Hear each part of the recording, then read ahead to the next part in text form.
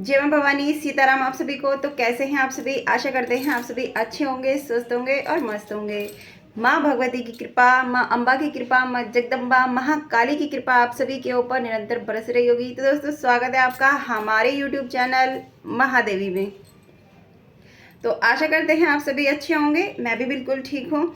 और सबसे पहले आप सभी को नवरात्र की ढेरों ढेरों शुभकामनाएं। माँ भगवती आपके घर में अंधन की बरसात करे, आपके घर में सुख समृद्धि हो, आप सभी के ऊपर अपनी कृपामय दृष्टि बना के रखे, आप सभी की मनोकामनाओं को माँ भगवती इसी नवरात्र में पूर्ण करे।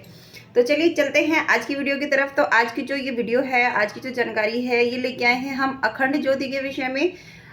कि यदि अखंड ज्योति नवरात्र में शांत हो जाती है, किसी भी कारण बुझ जाती है, तो उसका क्या संकेत है और आपको उसमें फिर क्या करना है यदि अखंड ज्योति आपकी शांत हो गई है।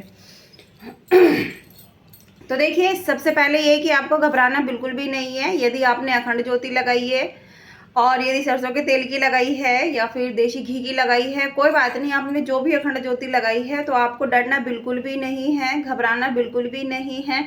मन में ये चीज़ बिल्कुल नहीं लेके आनी है कि माँ गुस्सा हो गई होंगी या हमारा घर छोड़ के चली गई होंगी, अब हम क्या कर सकते हैं, माँ हमें छोड़ के चली गई। तो इस तरीके की भावना नहीं लाते, अपने आप को पॉजिटिव रखते हैं, अपने आप को जितना हो सके पॉजिटिव रखें, अच्छा सोचें, क्योंकि जैसा आप सोचते हैं आपकी ऊर्जाएं उसी तरीके से काम करती हैं।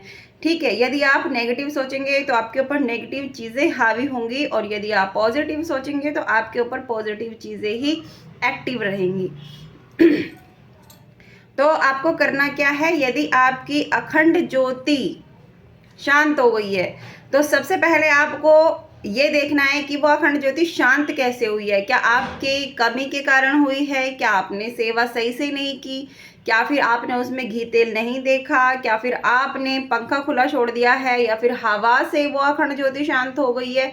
या फिर जैसे कि चूहे घूमते रहते हैं, चूहे की वजह से हो गई है, या किसी और अन्य कारण की वजह से हो गई है?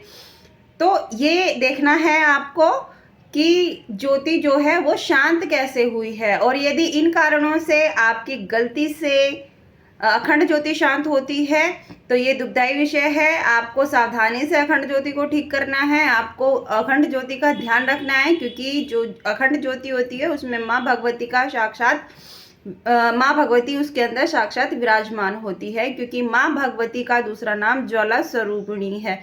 ठीक है, तो यदि ज्वाला मामाई शांत हो गई है तो घबराना नहीं है, पहले अपनी गलती को सुधारें। यदि आपकी गलती के कारण ऐसा हुआ है तो माँ से माफ़ी मांगे, नाक रगड़े माँ के सामने कि माँ हमसे भूल हो गई है, हमें क्षमा कर दीजिए, अज्ञानी है, नादान है, जैसे भी हैं आपके हैं, आपको समर्पित हैं, हे माँ भगवती अब आप हम पे प्रसन्न होइए। तो माँ बहुत भोली है, बहुत ही कृपामयी है, माँ अपने बच्चों से कभी गुस्सा नहीं होती है। तो माँ को आप मना सकते हैं यदि आपके कारण हुआ है, यदि आपकी गलतियों के कारण अखंड ज्योति शांत हुई है तो। ठीक है, तो कोई दिक्कत नहीं है। अखंड ज्योति की बाती को आप बदल कर उसको फिर से लगाएं, उसको फिर से ज्योत को प्रज्वलित करें। ऐसा बिल्कुल ना करें। यदि आपके मन में ये विचार आया है कि हमारे घर में अखंड ज्योति नहीं चल पा रही है तो अब हम क्या करेंगे, अब हम जलाएंगे ही नहीं, तो ऐसा नहीं करना है। यदि आपकी अखंड ज्योति शांत हो गई है तो आपको फिर से प्रज्वलित कर देनी है, माँ भगवती का नाम लेते हुए, माँ से आज्ञा लेते हुए और माँ को प्रणाम करते हुए और माँ से कहते हुए कि माँ हमारी सामर्थ्य इतनी नहीं है कि हम आपकी अखंड ज्योति को संभाल सकें, ये ज्योति हम आपको समर्पित करते हैं, आप इस ज्योति में 9 दिन तक अखंड रूप से वास करें। ठीक है, तो इस तरीके से आपको माँ भगवती से प्रार्थना कर लेनी है और खुद को पॉजिटिव रखना है। दूसरी बात, यदि आपकी अखंड ज्योति अपने आप से शांत होती है, आपकी उसमें कोई गलती नहीं है, ना ही आपने फैन खुला छोड़ा है, ना ही वहाँ कोई चूहा है, ना ही वहाँ कोई किसी और कारण से वो ज्योति शांत हुई है, घी तेल भी उसमें बराबर है, और फिर भी यदि आपकी ज्योति शांत हो रही है, बार बार शांत हो रही है, सही नहीं चल रही है। देखिए, यदि आपकी तेल की जो ज्योत है, यदि वो शांत हो रही है, वो ठीक से चल नहीं रही है, तो देखिए उसमें तेल की कमी हो सकती है, उसमें आपका घी तेल जो है वो अशुद्ध हो सकता है, इस वजह से भी ज्योति शांत हो जाती है। और इसमें आपका कोई दोष नहीं है, अपने आप को दोषी ना माने, इसमें आपका कोई दोष नहीं है, क्योंकि इसमें दोष सिर्फ घी और तेल के अशुद्धि का है, आपका नहीं है। और जिसने वो घी तेल बनाया है उसका दोष है, इसमें आपका बिल्कुल भी नहीं है। ठीक है, तो इस बात का विशेष ध्यान रखें कि घी और तेल की अशुद्धता के कारण भी अखंड ज्योति शांत हो सकती है, तो घबराना बिल्कुल भी नहीं है। दूसरी बात, यदि घी तेल ठीक है, आप पहले से उस घी तेल की ज्योति लगाते आए हैं, पहले से वो सही चल रहा था और अचानक से अब ज्योति नहीं उठ पा रही है, सही नहीं चल रही है, ये बार बार शांत हो रही है, तो कोई बात नहीं। यदि आपके घर में अखंड ज्योति शांत हो गई है अचानक से बिना किसी कारण के, घी तेल उसमें बराबर है, बाती उसमें बराबर है, आप ठीक करके सोए हैं, आप ठीक करके अभी थोड़ी देर पहले ही गए थे और आपने देखा कि ज्योति शांत है, तो आपको घबराना नहीं है बल्कि खुशी मनानी है। क्यों? क्योंकि जिस घर में अखंड ज्योति जलती है वहां उस घर में माँ भगवती विराजमान होती है। माँ भगवती के निगरानी में वो घर होता है जिस घर में अखंड ज्योति जलती है।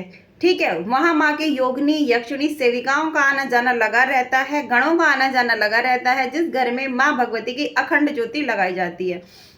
और माँ भगवती की प्रसन्नता एक अखंड ज्योति से प्राप्त की जाती है। तो माँ अत्यंत प्रसन्न होती है उस घर में जिस घर में अखंड ज्योति लगाई जाती है। तो आपको इस बात की खुशी मनानी है कि यदि आपके घर में अखंड ज्योति शांत हो रही है तो आपको माँ से प्रार्थना करनी है और खुशी इस बात की मनानी है कि आपका जो घर का संकट है, आपके जो घर की परेशानी है, आपके जो घर की विपदाएं हैं, वो माँ भगवती अपनी ज्योत के ऊपर ले लेती है जिससे वो ज्योत शांत हो जाती है। और ऐसे में आपको ज्योत की बाती को बदलकर फिर से प्रज्वलित कर देना चाहिए।